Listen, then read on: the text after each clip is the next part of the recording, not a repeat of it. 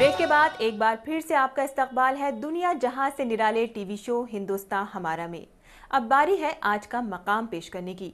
आज के मकाम में हम आपको दिखा रहे हैं इंडियन क्रिकेट टीम के साबिक कप्तान और लोकसभा एमपी मोहम्मद अजहरुद्दीन की जिंदगी की दिलचस्प दास्तां।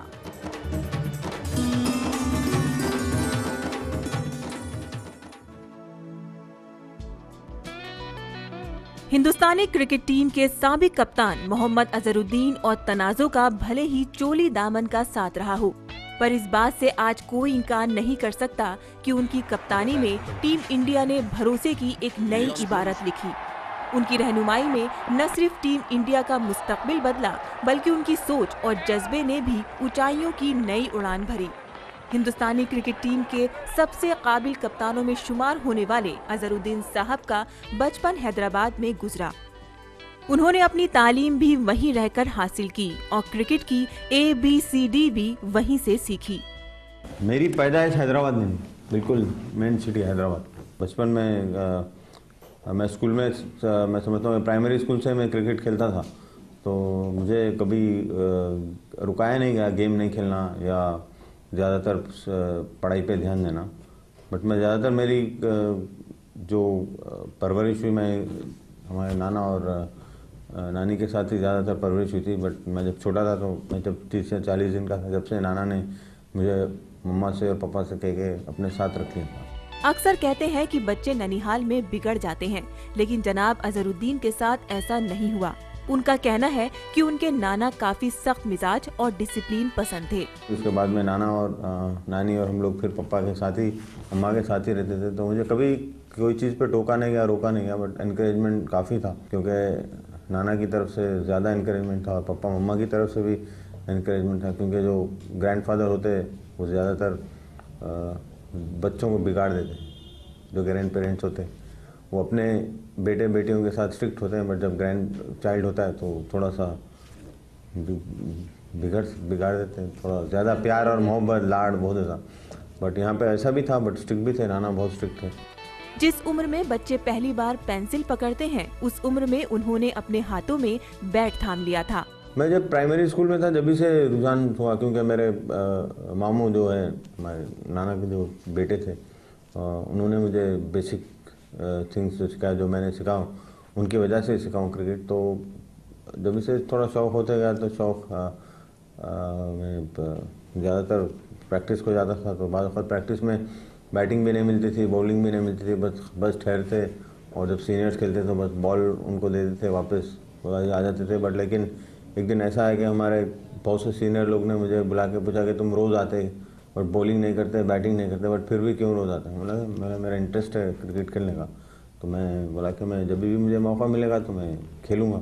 तो उन्होंने जब मुझे मौका दिया, उसके बाद में मैंने 2-3 दिन फिर रोज़ प्रैक्टिस, बैटिंग मिलती थी, फिर बॉलिंग भी मिलती थी। तो उसके बाद से थोड़ा सा इम्प्रूवमेंट हुआ। उन लोग ने जब देखा मेरे में टैलेंट है और मैं टैलेंट को आगे बढ़ा सकता हूँ, तो उन्होंने मुझे ज़्यादा चांस दिया।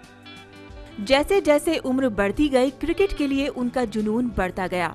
शाम में जब प्रैक्टिस से थक जाते तो एक मिठाई भंडार होता था, तो वहाँ से हम एक रुपये की पकौड़ी लेके मैं खाते जाता था, क्योंकि इतना थक जाते थे कि बिल्कुल घर गए तक एकदम हालत बहुत बुरी होती थी। क्योंकि प्रैक्टिस होती थी, सुबह शाम 2 बार प्रैक्टिस करते थे और टफ सिचुएशन था, टफ कंडीशन रहते थे। अजहर साहब के दिल में क्रिकेट धड़कनों की मानींद धड़कता था, इसीलिए क्रिकेट खेलना उनके लिए अहम था। फिर चाहे खिलाड़ी उनके हम उम्र हो या फिर उम्र दराज, क्रिकेट के लिए हद तक की दीवानगी की वजह से अक्सर उन्हें घर वालों की डांट खानी पड़ती थी। लेकिन उनका मानना है कि हर इंसान को जिंदगी में बड़ों की डांट ही उन्हें आगे बढ़ने का हौसला देती है। डांट तो बहुत से लोग से मिलती, डांट तो मिलती ही थी, क्योंकि डांट तो हर बार मिलना जरूरी होता था। क्योंकि वो टाइम पे, आजकल इतनी ज़्यादा डांट नहीं मिलती, वो टाइम पे तो ज़्यादातर बहुत डांटते थे, क्योंकि अगर कुछ भी गलत होता तो हमारी बिल्कुल क्लास हो जाती थी। आजकल तो इतनी ज़्यादा क्लासेस तो होती नहीं, और हम जब खेलते थे वहाँ पे बहुत डांट भी होती थी, प्यार से भी बोलते थे और सही अच्छा भी समझाते थे। तो मैं समझता हूँ कि अच्छा है, कभी डांट भी सुननी चाहिए। उनके दिल में वो मंजर आज भी जिंदा है जब दूर दराज में क्रिकेट खेलने जाने के लिए उन्हें बसों में धक्के खाने पड़ते थे। लेकिन उनके लिए ये कोई नई बात नहीं थी, क्योंकि हर दिन वो 7 से 8 किलोमीटर का सफर पैदल ही तय कर लिया करते थे। 7-8 किलोमीटर खेलने के बावजूद 6 या 7 किलोमीटर की तो वॉक होती थी, क्योंकि मैं हर बार वॉकिंग जाता था, वॉकिंग आता था, कॉलेज जाना, फिर घर आना, फिर वापस जाना, 3-4 बार तो हो ही जाते थे। तो काफ़ी घर से 2-3 किलोमीटर का तो वॉक होता था, 2-3 शायद बढ़ के भी हो सकता है 3-4 किलोमीटर। क्रिकेट उनके लिए उनकी जिंदगी था, लेकिन क्रिकेट को लेकर बचपन में उन्होंने कोई बड़े ख्वाब नहीं देखे थे। नहीं, हमने कभी सोचा ही नहीं था, क्योंकि बट ये उम्मीद रहती थी कि क्योंकि हर बार मई के महीने में जब बारिश होती थी, धूप काला होता था और हमारे कैंप्स होते थे, तो हैदराबाद क्रिकेट एसोसिएशन एक महीने के लिए बाहर से कोचेस को बुला के कैंप करता था। तो हम बस होप करते थे कि कोई अच्छा कोच आ जाए और हमको अच्छी कोचिंग मिली। तो हमारी किस्मत अच्छी थी कि हमें लाला अमरनाथ से भी कोचिंग मिली और मुश्ताक अली साहब से भी। लाला अमरनाथ साहब तो बहुत एकदम अलग टाइप के कोच थे।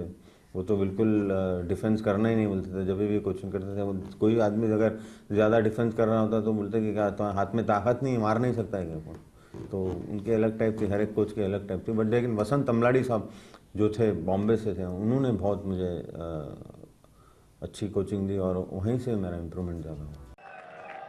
अजहरुद्दीन साहब की मेहनत रंग लाई और उन्हें इंग्लैंड के खिलाफ पहला बैनुल-अक़वामी मैच खेलने का मौका मिला। उनका मानना है कि हर मैच में टेंशन होती थी, लेकिन पाकिस्तान के खिलाफ खेला गया हर मैच उन्हें कुछ ज्यादा ही परेशान करता था। इसकी उन्हें काफी पहले से टेंशन हो जाती थी। कोई भी मैच खेलते तो टेंशन होता है, क्योंकि जब पाकिस्तान से खेलते तो अलग टाइप का टेंशन होता था। लोग चाहते थे, कह रहे कोई भी टीम से हार गए तो कोई बात नहीं, बट पाकिस्तान से नहीं हारना चाहिए। तो ये प्लेयर्स के ऊपर भी थोड़ा बहुत प्रेशर आता था। बट लेकिन हमने सोचता हूँ काफ़ी अच्छा ही खेला उनके साथ भी, जो भी है, तो थोड़ा बहुत तो हो ही जाता है। बट लेकिन जो माहौल होता है प्लेयर्स के बीच में, मेरे समझ तो उसमें कोई ऐसा कोई टेंशन का मामला नहीं होता। जब कोई भी अगर टीम खेलने जाती है तो हर टीम तो जीतना ही चाहती है, तो वो तो टसल तो होती है। 99 टेस्ट मैच और 334 वनडे मैच खेल चुके इस शख्स ने मुल्क को कई ऐसे मौके बख्शे जब मुल्क को अपनी क्रिकेट टीम पर नाज हुआ। मोहम्मद अजहरुद्दीन ने क्रिकेट को अलविदा कहने के बाद सियासत के मैदान में छलांग लगाई। कैसे आना हुआ सियासत में और कैसी रही उनकी जाती जिंदगी, इन सब पहलुओं से पर्दा उठाएंगे हमारे कल के एपिसोड में।